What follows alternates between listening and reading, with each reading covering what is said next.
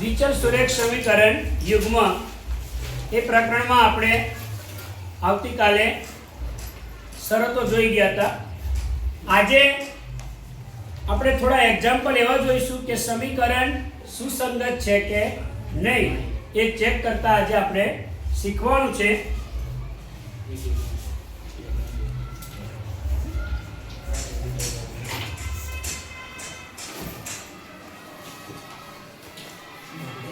વિચલ સુરેખ સમીકરણ યુગ્મ એની વાત આપણે કરવાની છે કે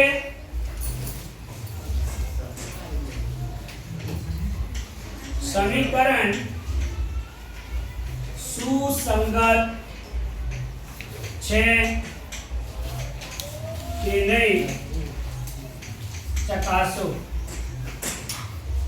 હવે આપણે આ એક્ઝામ્પલ શીખીશું કે સમીકરણને સુસંગત કઈ રીતે છે કે નહીં ચેક કરવું. તો આપણે એક એક્ઝામ્પલ જોઈએ. 3x વત્તા 2y 5 બટન સુસંગત છે કે નહીં. 3x વત્તા 2y બરાબર 5 અને બીજું છે સમીકરણ 2x ઓછા 3y બરાબર 7. હવે આ સમીકરણ તમને જે આપ્યું છે એ સુસંગત છે કે નહીં એ ચેક કરતા તમને આવડવું જોઈએ. તો કઈ રીતે જોઈશું? તો સૌથી પહેલા પ્રમાણિત સ્વરૂપમાં ફેરવો. એટલે તમને જે પણ સમીકરણ આપ્યું હોય એને પ્રમાણિત સ્વરૂપમાં ફેરવવા. પ્રમાણિત સ્વરૂપ એટલે 3x વત્તા 2y ઓછા 5 બરાબર 0. એ જ રીતે આને 2x ઓછા 3y ઓછા 7 બરાબર 0. એટલે કે જે તમને આપ્યું છે એ બધું એક જ તરફ હોવું જોઈએ. હવે આના ઉપરથી તમને a1 કેટલા, b1 કેટલા અને c1 કેટલા એ ખબર પડી જાય.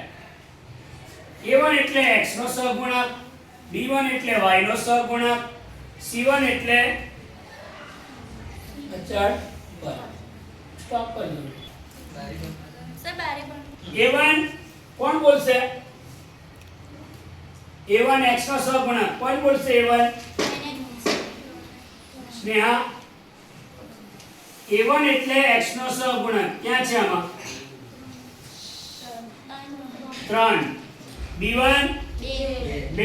c1 નિશાની સાથે બોલો -5. તો હવે a2 નંદિની બોલશે. a2 શાબાશ.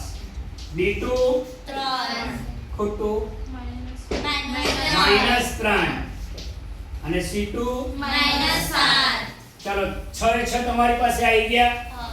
હવે શું કરવાનું છે? મેં તમને કાલે શરતો શીખવાડેલી છે. ચેક કરવાનું. પહેલા કયો ગુણોત્તર શોધવાનો?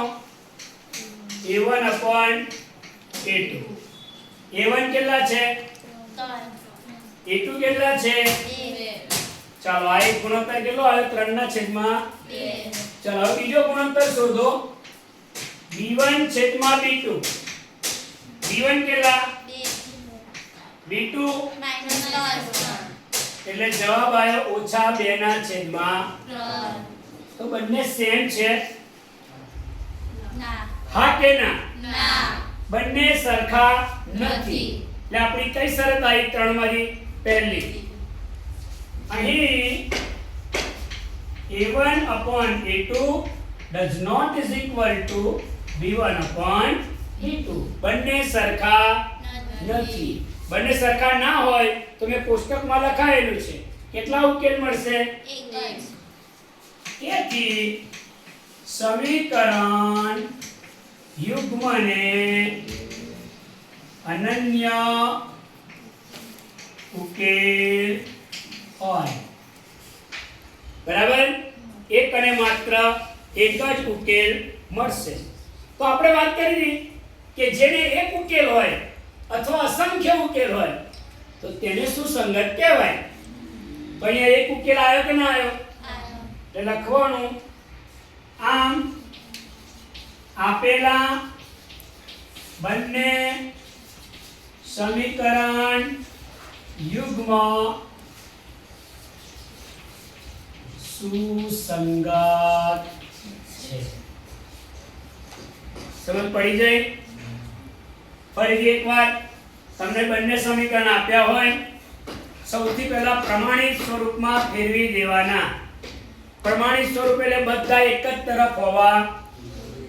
તો લઈ લીધા મેં.